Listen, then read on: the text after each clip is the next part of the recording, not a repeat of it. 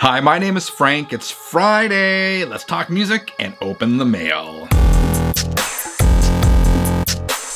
This first one was my one and only record store day Black Friday purchase like a week or two back. This is the album from Dream Widow, the self-titled album from Dream Widow. And you're like, Frank, I've never heard of Dream Widow. Here's the scoop on that. In the Foo Fighters' recent comedy horror film, Studio 666, the band rent a mansion to record their 10th studio album, but Dave Grohl becomes possessed by a curse and begins viciously attacking his bandmates. In the film, we learn that decades earlier, the fictitious band Dream Widow experienced a similar fate, with the band recording a lost album before their frontman murdered the rest of the band. This lost album is now before us. I didn't think I was going to get it. I really wanted this one, but I did not get to a record store on Black Friday until like 2 in the afternoon. They still had 2 copies of this available. Now, Dave Grohl plays almost all the instruments on here, the drums, bass, guitar, but he's also joined on lead guitar by James Rada. I don't know much about James Rada. I do know he's from Fireball Ministry, and I know he produced the Studio 666 movie. That's all I know. This is a fun album, kind of ridiculous, in a good way though. I mean, there's song titles on here like Come All Ye Unfaithful. Again, it's kind of like the movie, right? Borderline ridiculous, but a lot of fun. The music on here combines elements of doom, death, and traditional metal. And when I say metal, it's like extreme metal, right? It's not like, it's not the Scorpions. This is more on the extreme side of things. So yeah, fun album. Will this get a lot of listens here? Probably not, but I'm glad I bought it. Channel 33 RPM. Let's get to the mail. All right, this first package came from Graham over in the UK, and let's read his note here first, or at least parts of his note. He said, "Hi Frank, just a little something to say Merry Christmas and thank you for all the cool shares over the year." And thank you, Graham. Graham is one of the most loyal viewers of this channel. If I don't hear from Graham during any given week in the comment section, I'm like, is Graham okay? What happened to him? So thank you very much, man, and Merry Christmas to you too. He says 2 albums for you to tap your feet to. The first one is a band called the Skids. Let me show this to you first. It's called the Skids, and Graham wrote, it's called Scared to Dance, and Graham wrote, reissued this year on double album with the extra tracks. This is a UK punk band from 1979 that were called the Thinking Man's Punk Band. I'll show you the second record in a second, but I might as well talk about this one first. This album, as soon as I dropped the needle, spoke to me immediately. Graham is good at reading what I would like, man. This spoke to me immediately. The Skids were formed in 1977. They reunited in 2007 and are still active today. Apparently there is a new album due in 2023. This is their debut. And again, this album, as soon as I dropped the needle, man, from the opening notes of the opening track, Into the Valley, I was like, boom, this is fantastic. This is barroom punk in the vein of The Clash with a dose of Ramones, as Graham said, Thinking Man's, what did he call it? Thinking Man's Punk Band. The songs are simple, a few chords, super catchy sing-along choruses. To me, the standout tracks, as I said, Into the Valley, but also The Saints Are Coming. And I had heard this song previously, but I didn't know it was by the Skids. This song was covered by Green Day and The Clash back in 2006 as a fundraiser following Hurricane Katrina in New Orleans. It's a great track. Inside, it's 2 records. We had custom sleeves. There's a picture of the band. Here's the second custom inner. And these records were on white vinyl. Again, really good, really fun, really catchy punk. 1970s punk in the vein of The Clash. Well worth checking out. All right, let's keep reading Graham's note. He wrote, The Amazons. All right, here's the other record he sent by a band called The Amazons. And he wrote the Amazons' new album called How Will I Know If Heaven Will Find Me? He says this is their 3rd album, and I think the cover is the limited edition version. He also says, I know we don't have to do this. No, man, you do not have to do it. I encourage you not to send me anything. He says, I know we don't have to do this, but have a great Christmas with the family. Keep on spinning, Graham. Thank you very much, Graham. Super generous of you, super kind of you. And I love being introduced to this new stuff. There is the album artwork. The Amazons, how will I know if heaven will find me? So the Amazons, they are a British rock band from Reading, formed in 2014. As Graham said, this is their third release, came out in September 2022. I've listened to it a couple times. I'm still really sinking my teeth into this one, but I can tell you it's catchy, fun, radio-friendly indie rock, indie pop rock. It's produced by Jim Abbas. I think that's how you say his name, Jim Abbas, who's previously worked with the Arctic Monkeys and Arcade Fire, so you get an idea of what this is all about. Apparently they're making big, big waves across the pond, so this is definitely a band to keep your eye on and keep your ear on, the Amazons. Okay, this next one is super, super cool, and some of the best artwork I've seen on a record in a long, long time. It comes from Andy Pastuzak, and sorry, Andy, if I butchered your last name. I specialize in butchering last names. He says, hello from Pennsylvania. I've really been enjoying your channel, though I have moved from vinyl to CDs for the most part. Due to horrible quality control issues with new vinyl, I still find your channel a lot of fun to watch. In 2020, I returned more vinyl than I kept. That sucks, man. I totally hear where you are coming from. Past couple of years, I've done these viewer year-end surveys, and viewers constantly identify quality control as a huge issue with vinyl. I love CDs as well.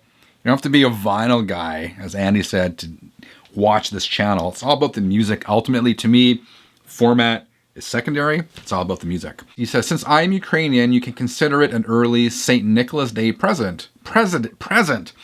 In the US, St. Nicholas Day falls on December 6th and is the traditional day in that Ukrainians exchange Christmas presents with each other. Awesome.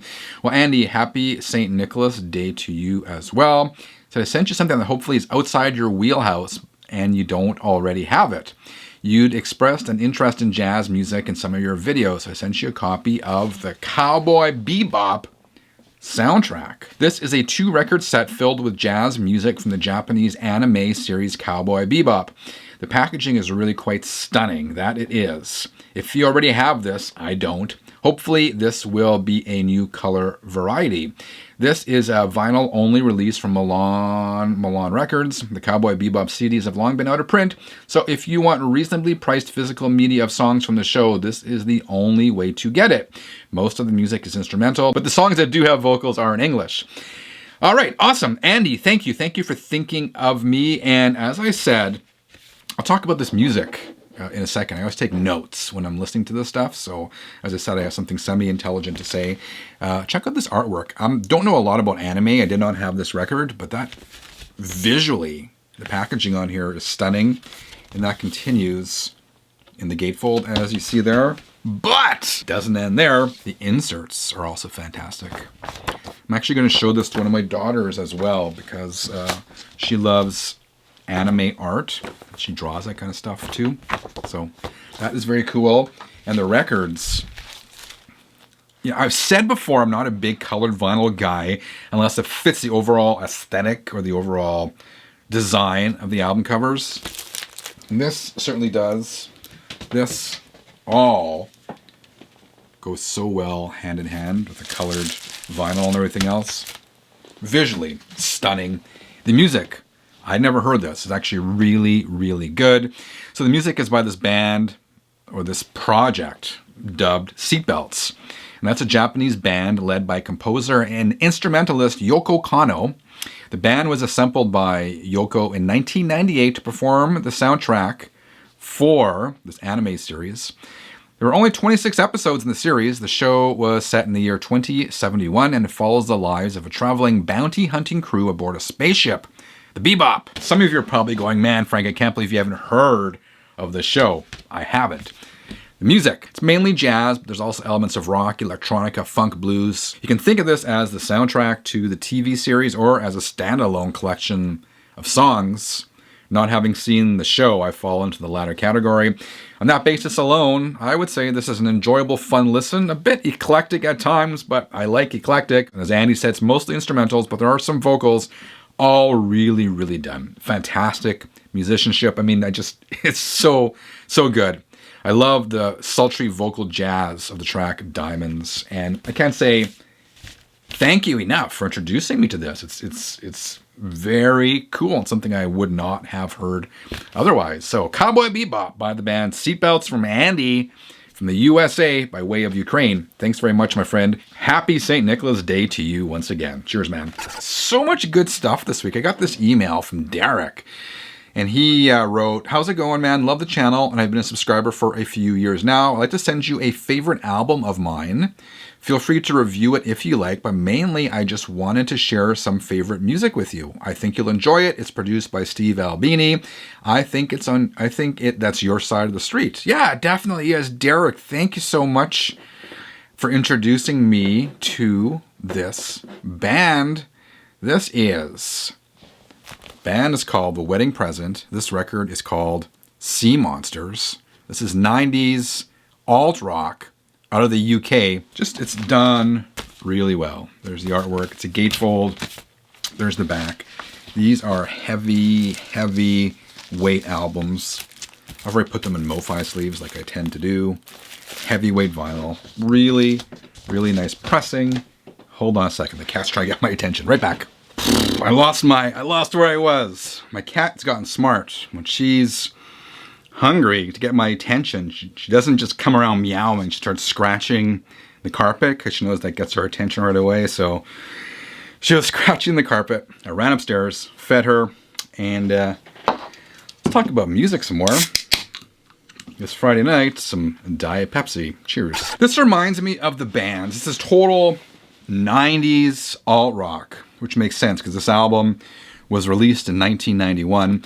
But it reminds me of the bands I used to see back in the 90s and the clubs. Here is that indie, DIY, doing it our way vibe. At the same time, the production is clean, crisp, and tight, and it is best played loud. It really is. The production is just crisp.